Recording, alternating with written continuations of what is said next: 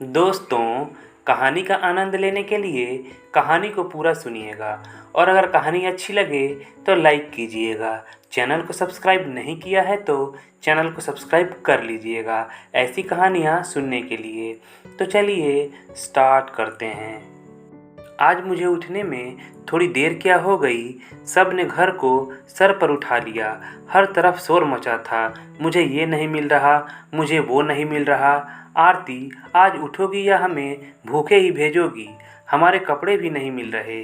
कहाँ रखा है तुमने? कुछ तो काम सही से कर लिया करो। दिन भर तो आराम ही करती हो। पतिदेव ने चिल्लाते हुए बोला। हाँ मम्मी, मेरे मोजे भी मुझे नहीं मिल रहे हैं। बस आने वाली है। मेरा प्रोजेक्ट भी नहीं मिल रहा, आज ही जमा करना है। पूरे दिन सोते रहना, अभी उठ जाओ। मेरे बेटी ने मुझे उठाते हुए बोला।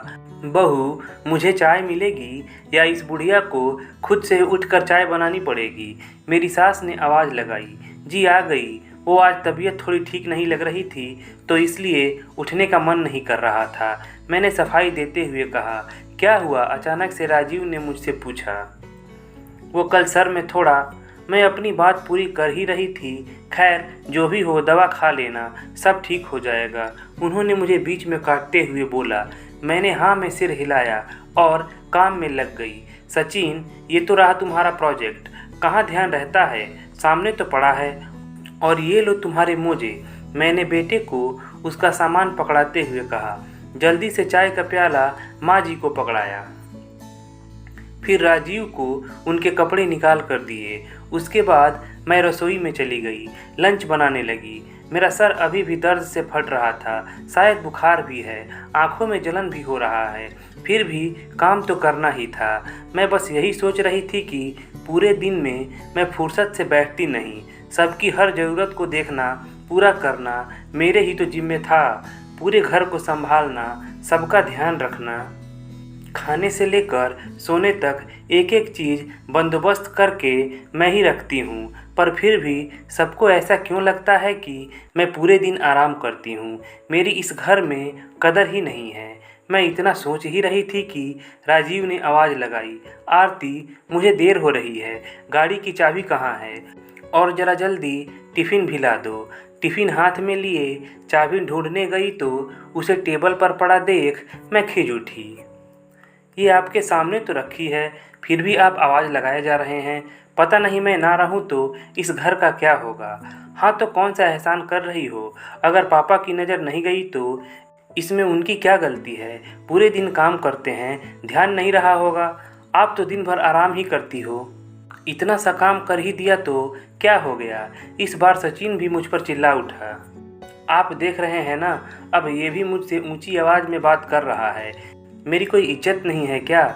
माँ हूँ इसकी। ये ऐसे कैसे मुझसे बात कर सकता है? मैं क्या दिन भर आराम करती हूँ? कभी घर का काम। मैं राजीव को गुस्से में सुना ही रही थी कि उन्होंने फिर से मेरी बात काटते हुए कहा। देखो, सुबह सुबह कलह मत करो, पूरा दिन खराब हो जाएगा। और वैसे भी गलत क्या कह रहा है ये? इतना कहकर दोनों निकल गए। मेरा सर जो दर्द से फट रहा था एक वक्त के लिए रुक गया। मेरे कानों में बस एक ही आवाज़ गूंज रही थी। तुम पूरे दिन आराम ही तो करती हो, और गलत क्या कह रहा है ये? मेरा ज़ोर ज़ोर से रोने का मन कर रहा था। जिसके पसंद का खाना बनाने के चक्कर में मैं खुद खाना भूल जाती हूँ। पूरे दिन घर को बस इस तरह सजाते रहती हूँ ताकि जब वो घर आएँ उन्हें सुकून की नींद नसीब हो। जिस बच्चे के लिए 9 महीने कुर्बान कर दिए मैंने, आज वही बच्चा मुझे गलत साबित कर रहा है। मैं कुछ देर तक वहीं खड़ी यह सब सोच रही थी। मेरा सर दर्द से फटने लगा। तभी मेरी सास चिल्लाई। बहू, खाना मिलेगा कि नहीं?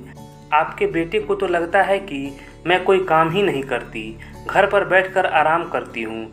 तो आप ही बताइए, बिना काम किए क्या आप सबको खाना मिल जाएगा?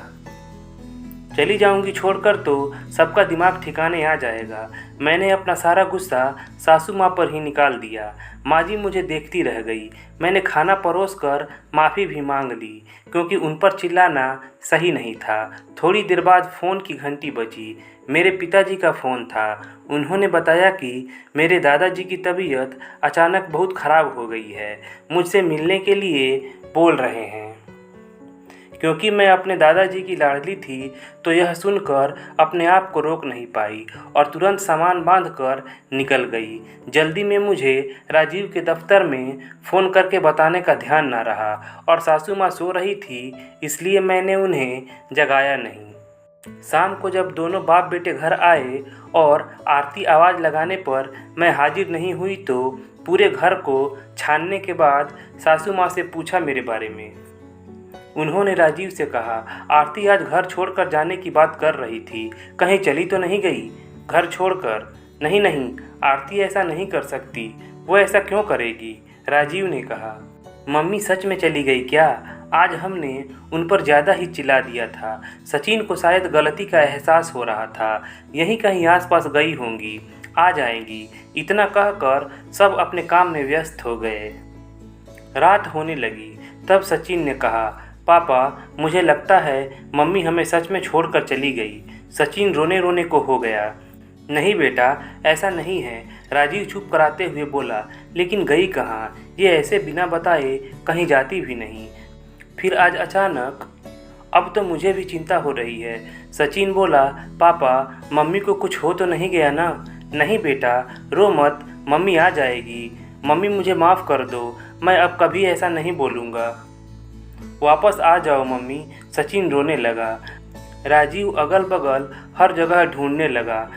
घर भी उसी तरह बिखरा पड़ा था। राजीव भी समझ गया था एक दिन आरती के बिना घर की क्या हालत हो गई है। मुझे ऐसा नहीं बोलना चाहिए था, मुझे माफ़ कर दो आरती। हर जगह पता लगाकर जब कुछ पता नहीं लगा तो राजीव ने सोचा पुलिस में गुमशुदगी की रिपोर्ट कर दूं कि तभी फ़ोन की घंटी बजी। राजीव, मैं आरती। आरती की आवाज़ सुनकर राजीव को शायद पहली बार इतनी तसल्ली मिली होगी। आरती, कहाँ हो तुम? तुम घर छोड़कर क्यों चली गई? मुझे माफ़ कर दो आरती, आज मैंने बहुत बदसलूकी की तुम्हारे साथ, मुझे माफ़ कर दो। आरती, तुम हो तभी मेरा घर है, मुझसे बहुत बड़ी गलती हो गई। राजीव ने फिर से मेरी बात पूरी नहीं होने दी। राजीव, कभी तो पूरी बात सुन लीजिए, इस बार मैं गुस्सा नहीं थी।